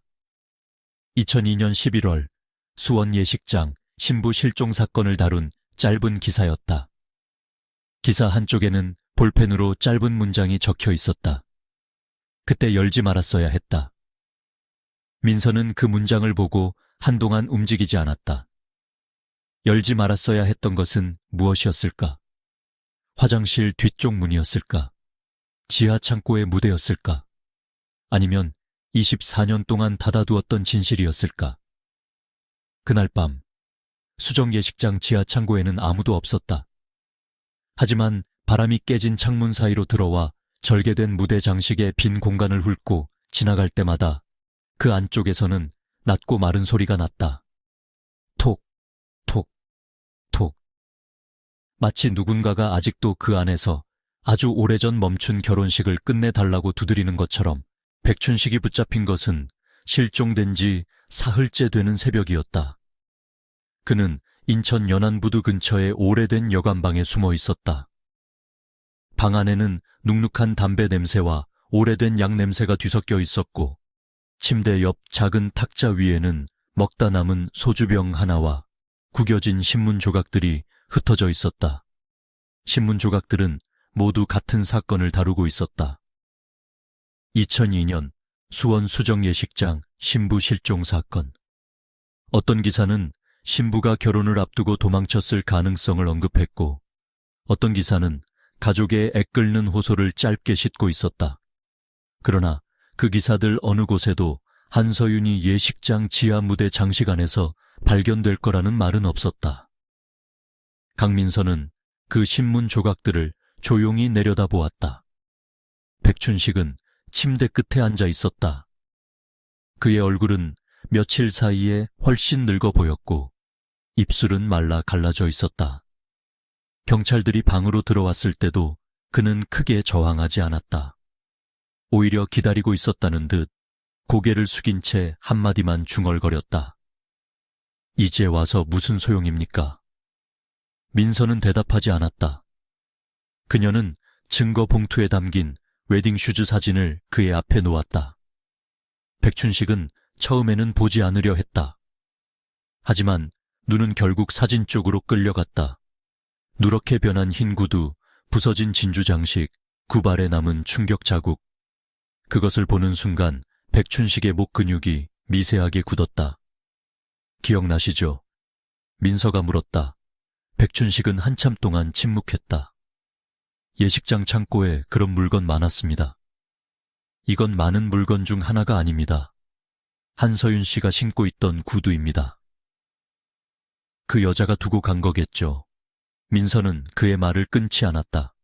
대신 두 번째 사진을 꺼냈다. 무대 장식물 내부에서 발견된 유골 위치 사진이었다. 흰 드레스 자락과 금속 프레임, 그리고 안쪽 벽면의 긁힘. 백춘식의 눈동자가 아주 짧게 흔들렸다. 그는 그 사진을 낯설어 하지 않았다. 오래전부터 알고 있던 장면을 다시 마주한 사람의 얼굴이었다. 민서는 낮게 말했다. 한서윤 씨는 도망간 게 아닙니다. 당신이 알고 있는 곳에 계속 있었습니다. 그 말이 끝난 뒤 조사실 안에는 오래된 먼지가 가라앉듯 침묵이 내려앉았다. 백춘식은 손가락으로 무릎을 두드렸다. 톡톡톡. 그 소리가 들리는 순간 민서는 그의 손을 바라보았다. 백춘식도 자신이 무슨 소리를 냈는지 깨달은 듯 손을 멈췄다. 그날도 들었습니까? 민서가 물었다. 백춘식은 입술을 비틀었다. 뭘 말입니까? 두드리는 소리요. 그 질문은 백춘식의 마지막 버팀목을 건드렸다. 그는 처음으로 고개를 들고 민서를 똑바로 보았다. 눈에는 분노보다 피로가 더 많았다. 너무 오래 들고 있던 거짓말이 몸속에서 썩어버린 사람의 눈이었다. 처음부터 죽이려던 건 아니었습니다. 그는 그렇게 말했다. 그 말은 범인들이 늘 꺼내는 가장 오래된 변명처럼 들렸다. 그러나 민서는 가만히 들었다. 어떤 사건에서는 거짓말도 결국 진실의 입구가 되기 때문이다. 백춘식의 진술에 따르면 그날 한서윤을 3층 화장실로 부른 사람은 정혜림이 아니었다. 혜림은 끝까지 완전히 깨끗한 사람은 아니었지만 적어도 그 문을 열어준 사람은 아니었다. 전화를 건 것은 오명숙이 마련한 선불폰을 들고 있던 예식장 여직원이었다.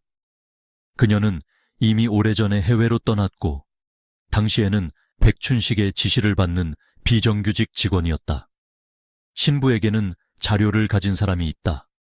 사람들 눈에 띄면 안 되니 3층 화장실 뒤쪽으로 와라는 말이 전달되었다. 서윤은 그 말을 믿었다. 아니, 완전히 믿은 것은 아니었을 것이다. 하지만 그녀는 확인해야 했다. 자신이 본 것과 들은 것이 착각이 아니었다는 증거, 도현의 어머니와 백춘식이 숨기는 것이 무엇인지 확인할 마지막 기회라고 생각했을 것이다. 3층 화장실 안쪽 문은 그날 잠겨 있지 않았다. 문 뒤에는 백춘식이 서 있었고 아래쪽 계단에는 오명숙이 기다리고 있었다. 김도현은 처음부터 그 자리에 있지 않았다고 백춘식은 주장했다. 하지만 민서는 그 말을 곧이곧대로 믿지 않았다. 백춘식은 끝까지 도현을 보호하려는 듯한 말을 몇 번이나 반복했기 때문이다. 그 여자가 너무 세게 나왔습니다. 백춘식은 말했다. 그냥 종이만 내놓고 조용히 식을 치르면 됐는데 우리를 협박했습니다. 경찰에 말하겠다, 기자한테 넘기겠다, 결혼식장에서 다 까발리겠다고. 그래서요. 실랑이가 있었습니다.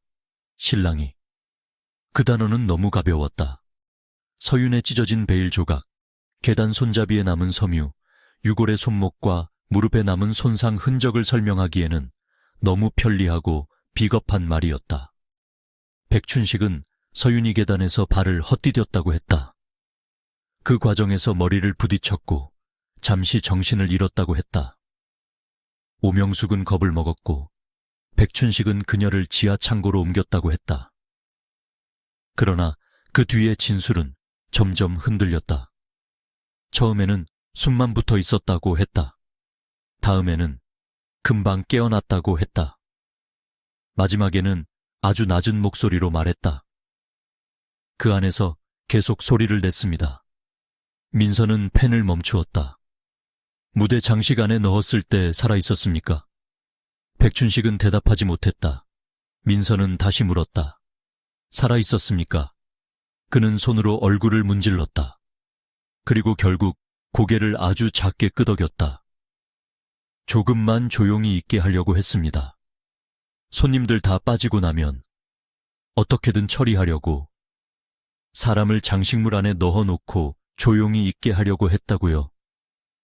민서의 목소리는 처음으로 차가운 분노를 드러냈다. 백춘식은 고개를 숙였다. 그때는 다 끝났다고 생각했습니다. 결혼식은 이미 망했고 사람들이 박만 찾고 있었고 경찰도 창문 얘기만 했습니다. 그 여자를 밖으로 끌고 나가면 더 큰일이었어요.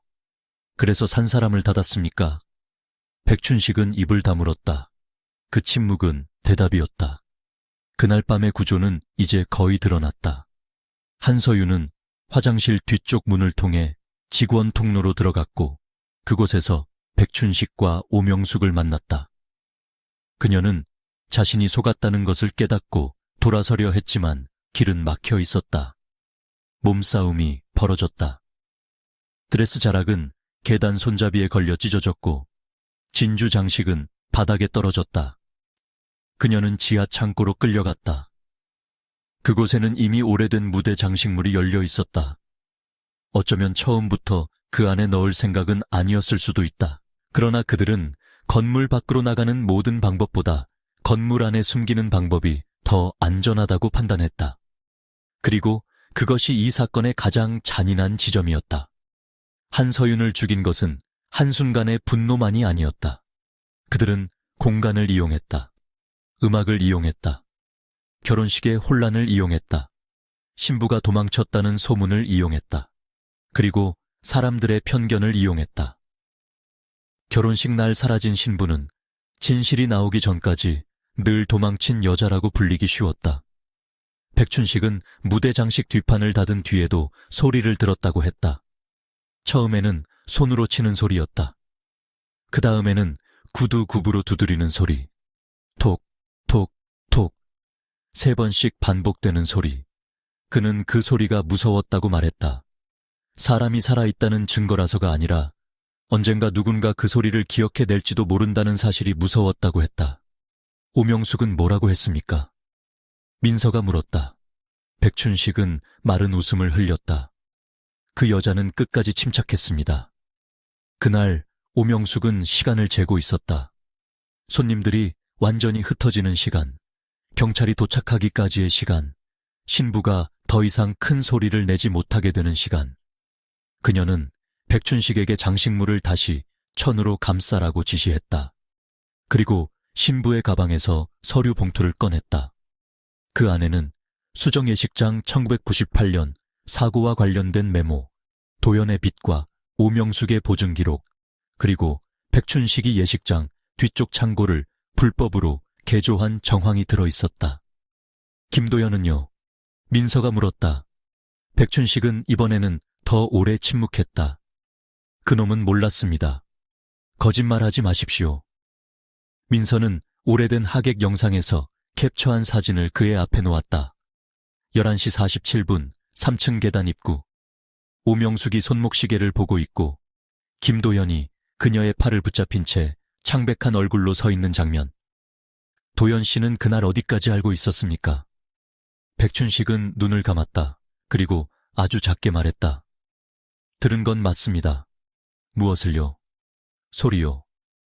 그날 오후 늦게 하객들이 대부분 빠져나가고 경찰이 1차 확인을 마친 뒤 도연은 어머니 몰래 지하 쪽으로 내려갔다고 했다. 그는 백춘식이 무대 장식 근처에 서 있는 것을 보았고 그 안쪽에서 아주 희미한 두드림을 들었다. 처음엔 믿지 못했다. 그러나 곧 그 소리가 사람의 신호라는 것을 알았다. 그는 서윤아? 라고 부르려 했지만 오명숙이 뒤에서 그의 입을 막았다. 백춘식은 그 장면을 봤다고 했다. 오명숙은 아들의 팔을 세게 잡고 낮게 말했다. 지금 열면 너도 끝난다. 우리 집도 끝난다. 이미 늦었어. 도연은 울었다고 했다. 소리 없이. 하지만 그는 문을 열지 않았다. 장식물 뒷판을 뜯지도 않았고 경찰을 부르지도 않았고 어머니를 밀쳐내지도 않았다. 그는 그저 서 있었다. 그리고 그 짧은 망설임이 끝났을 때 한서윤을 살릴 수 있었던 마지막 시간도 끝났다. 민서는 그 대목에서 한동안 아무 말도 하지 못했다. 김도연은 처음부터 살인을 계획한 사람은 아닐 수 있었다. 그러나 그는 들었다. 들었고 알았고 선택했다. 그 선택은 칼을 든 손보다 조용했지만 한서윤에게는 똑같이 치명적이었다. 백춘식의 진술 이후 김도현은 다시 소환되었다. 그는 이미 중년이 되어 있었다. 24년 동안 그는 결혼식 날 신부에게 버림받은 남자로 살았다. 주변 사람들은 그를 동정했고 그는 그 동정 뒤에 숨어 살았다. 그러나 조사실에서 웨딩 슈즈 사진을 본 순간 그의 표정은 무너졌다. 그는 처음엔 아무 말도 하지 않았고 한참 뒤에야 떨리는 목소리로 말했다. 저는 그때 너무 무서웠습니다. 민서는 물었다. 한서윤 씨보다요. 그 질문에 도연은 아무 대답도 하지 못했다. 오명숙은 이미 몇 년 전 사망했다. 법정에 세울 수 없는 사람이 되었다. 예식장 여직원은 행방 추적 중이었고 정혜림은 서류 은닉과 허위 진술 방조 혐의로 조사를 받았다. 백춘식은 살인과 사체, 은닉, 증거인멸 혐의로 구속되었다. 김도현은 직접 가담 여부를 두고 치열한 법적 다툼이 시작되었다. 하지만 민서는 알고 있었다. 법은 사람의 행동을 조항으로 나눌 수는 있어도 그날 예식장 안에 퍼져 있던 침묵 전체를 완전히 재판대에 세울 수는 없다는 것을. 수정 예식장은 얼마 뒤 완전히 철거되었다. 마지막 벽이 무너지는 날 민서는 현장에 서 있었다. 3층 화장실이 있던 자리도 직원 통로도 패백실 뒤 계단도 지하 창고도 모두 콘크리트 먼지 속으로 사라졌다. 한때 신랑 신부가 웃으며 사진을 찍던 건물은 결국 아무 표정 없는 잔해가 되었다. 감식이 끝난 웨딩 슈즈는 증거 보관실로 옮겨졌다. 흰 구두는 더 이상 신부의 장식품이 아니었다. 그것은 한 여자가 마지막까지 자신이 사라지지 않았음을 증명하려 했던 기록이었다. 오른쪽 구두 안쪽에 남은 글자는 완전히 복원되지 못했다. 그러나 처음 발견됐던 세 글자는 끝까지 남았다. 나 여기. 민서는 그 글자를 오래 바라보았다. 한서윤은 예식장에서 사라진 것이 아니었다. 그녀는 처음부터 그 안에 있었다. 모두가 밖을 찾을 때 그녀는 안쪽에서 두드렸다. 모두가 도망간 신부라고 말할 때 그녀는 웨딩 슈즈 안에 자신이 있는 곳을 남겼다. 모두가 결혼식의 수치를 덮으려 할 때 그녀는 24년 뒤에야 겨우 발견될 작은 증언을 붙잡고 있었다. 사건 파일 마지막 장에 민서는 이렇게 적었다. 피해자는 실종된 것이 아니라 은닉되었다. 그리고 은닉 장소는 건물의 어둠이 아니라 사람들이 가장 밝다고 믿었던 결혼식 무대 아니었다. 그 아래 그녀는 잠시 망설이다가 한 줄을 더 적었다. 한서윤을 죽인 것은 몇 사람의 손이었지만 그녀를 오래 사라진 사람으로 만든 것은 모두의 침묵이었다. 그날 밤 철거가 끝난 빈터에는 바람이 불었다. 예식장의 스피커도 피아노 음악도 하객들의 웃음소리도 더 이상 없었다. 다만 먼지 쌓인 공터 한쪽에서 느슨하게 흔들리는 임시 펜스가 규칙적으로 철제 기둥을 두드렸다. 톡, 톡, 톡. 이제 그 소리는 더 이상 구조 신호가 아니었다. 그것은 늦게 도착한 대답처럼 들렸다. 우리가 들었다고. 너는 처음부터 거기에 있었다고. 그리고 이제야 아주 늦게나마 아무도 다시 너를 도망간 신부라고 부르지 않을 거라고.